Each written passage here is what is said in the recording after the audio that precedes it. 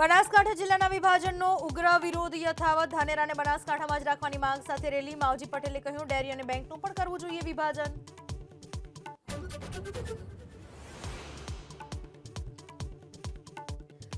કપડવંજમાં સરદાર પટેલ વિદ્યાલયના આચાર્ય હરેશ પટેલની ગુંડાગર્દી.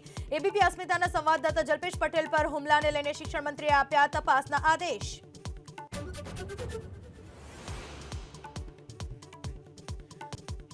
ચાંદની હત્યા કેસમાં આરોપી પેરોલ જામીન પર ફરાર.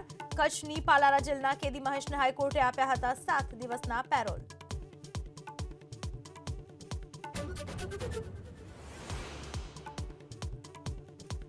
ભાજપના જિલ્લા અને શહેરના નવા પ્રમુખોની નિયુક્તિ માટે સેન્સ પ્રક્રિયા યથાવત. રાજકોટ, ગાંધીનગર, અરવલ્લી અને પાટણમાં દાવેદારી માટે કાર્યાલયો પર આગેવાનોનો જમાવડો.